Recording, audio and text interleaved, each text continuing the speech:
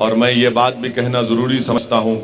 کہ آندھرا پردیش میں اور تلنگانہ ریاست میں جو 4% کا ریزرویشن ہے، وہ 4% کا ریزرویشن جس سے مسلمانوں میں جو بیکورڈ کاسٹ ہیں، مسلمانوں میں 90% لوگ بیکورڈ کاسٹ کے ہیں تلنگانہ اور آندھرا میں، ان کو جو ریزرویشن دیا جا رہا ہے جس سے بہت فائدہ مسلمانوں کے ان بیکورڈ کاسٹ کو ہوا ہے، ہم یہ امید کرتے ہیں اور ہم اس بات کا مطالبہ کرتے ہیں کہ تلنگانہ کے چیف منسٹر کے چندر شیکھر راؤ اور آندھرا پردیش کے چیف منسٹر جگن موہن ریڈی، جو سپریم کورٹ میں یہ کیس آیا ہے کانسٹیٹیوشن بینچ کے سامنے، وہ بہترین سے بہترین لیگل ٹیم کو تیار کریں گے اور اس کا دفاع کریں گے، اور ان کی پوری کوشش ہونی چاہیے کہ ہم سپریم کورٹ کے سامنے مسلمانوں میں جو بیکورڈ کاسٹ ہیں ان کے پسماندگی کا ڈیٹا سپریم کورٹ کے سامنے رکھیں۔ اور تلنگانہ میں سدھیر کمیٹی کی رپورٹ ہے، تلنگانہ کی سدھیر کمیٹی کی رپورٹ پورے اعداد و شمار اور ڈیٹا امپیریکل ایویڈنس جس کو کہتے ہیں، جس سے یہ بات صاف طور پہ ظاہر ہوتی ہے کہ تلنگانہ کے مسلمانوں کو ریزرویشن تحفظات اس لیے ملنے چاہیے کیونکہ وہ سوشلی اور ایجوکیشنلی بیکورڈ ہیں، وہ تعلیمی اور سماجی طور پر پسماندہ ہیں۔ اس بنیاد پر، اس ڈیٹے کی بنیاد پر تلنگانہ اور آندھرا پردیش میں مسلمانوں کو ریزرویشن ملنا چاہیے۔ اور اس سلسلے میں نے چیف سیکرٹری سے بات چیت کی، ان سے ملاقات کی اور ان سے بار بار حکومت کو توجہ بھی دلا رہا ہوں۔ تو چیف سیکرٹری نے مجھ سے یہ کہا ہے کہ سپریم کورٹ میں ڈیویڈی صاحب، دھون صاحب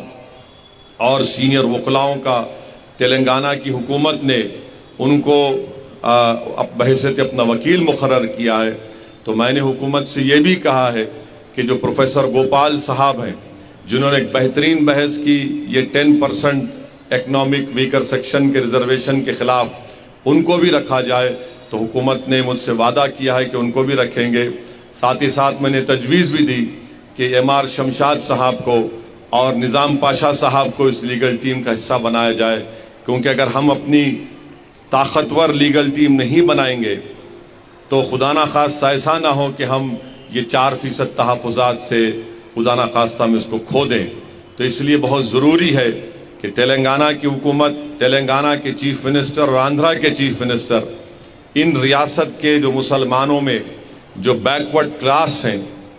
جن کا ایجوکیشنلی اور سوشلی بیکورڈ ہیں، ان کے لیے پوری کوششیں کرنا ہے۔ ہم بھی حکومت پر دباؤ ڈال رہے ہیں، ہم بھی حکومت سے نمائندگی کر رہے ہیں کہ آپ اس کیس میں بہترین اس کا دفاع کریے اور تلنگانہ کے مسلمانوں میں جو بیکورڈ کاسٹ ہیں ان کو جو 4% تحفظات مل رہا ہے، جس سے ہم دیکھ رہے ہیں کہ گورنمنٹ کے میڈیکل کالج میں، گورنمنٹ کے انجینئرنگ کالج میں، گورنمنٹ کے ڈگری کالج میں، گورنمنٹ کے MA کے کالجز میں، ٹیچرز میں، پولیس کے ریکروٹمنٹ میں، ٹیچرز کے ریکروٹمنٹ میں یہ 4% ریزرویشن کی وجہ سے، تحفظات کی وجہ سے مسلمانوں کا ریپرزنٹیشن بڑھا ہے۔ ہماری لڑائی کیا لڑائی ہے؟ ہماری لڑائی ریپرزنٹیشن کی لڑائی ہے کہ اگر 10 لوگ ہیں تو اس میں ہماری کتنا ریپرزنٹیشن ہے، ہماری کتنی نمائندگی ہے۔ یہ لڑائی مجلس اتحاد المسلمین کی ہے۔ ہم اپنا حصہ چاہتے ہیں، ہم اپنا حصہ لے کر رہیں گے انشاءاللہ تعالی۔ یہ لڑائی مجلس کی ہے اور یہ لڑائی کا آغاز مجلس اتحاد المسلمین، جو فخر ملت عبدالواحد اویسی نے مجلس اتحاد المسلمین بنائی تھی، جب سے ہماری لڑائی ہے کہ مسلمانوں کو بھارت میں ان کا حصہ ملنا چاہیے، ریپرزنٹیشن ملنا چاہیے۔ اور ریپرزنٹیشن اس وقت ملے گا جب ہم پڑھیں گے، سیاسی طور پر طاقتور ہوں گے اور حکومت کو دباؤ ڈالیں گے۔ حکومت سے ہم جا کر ڈیمانڈ کریں گے کہ آپ اقلیتوں کا، دلتوں کا، آدیواسیوں کا بھی ریپرزنٹیشن دیجئے۔ تو 4% جو ریزرویشن ہے وہ ریپرزنٹیشن کی لڑائی ہے، اور ہم تلنگانہ کے چیف منسٹر سے،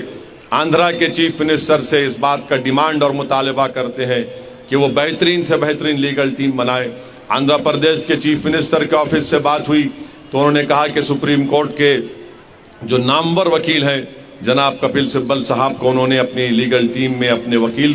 के तौर पर उस केस लड़ने के लिए उनकी सर्विसेज को हासिल किया। तो ये बहुत बड़ी लड़ाई है। तेलंगाना और मुसलमानों के रिजर्वेशन एक ज़िंदगी और मौत का मसला है, तो इसलिए हुकूमत को इसको सीरियस लेना चाहिए, बल्कि हुकूमत बार बार इस पर तवज्जो लें। हम तो अपनी तरफ से हर मुकाम पर जाकर, चाहे चीफ सेक्रेटरी हो, चीफ मिनिस्टर का दफ्तर हो, मुताल्लिका मिनिस्टर हो, उन सब से हम इस बात को कह रहे हैं कि इसको सीरियस लीजिए। ये सुप्रीम कोर्ट में हमारा केस है, ये मुसलमानों के मुस्तकबिल का मसला है, क्योंकि याद रखिए रिजर्वेशन एक रिप्रेजेंटेशन की लड़ाई है और हमको हमारा हिस्सा मिलना चाहिए।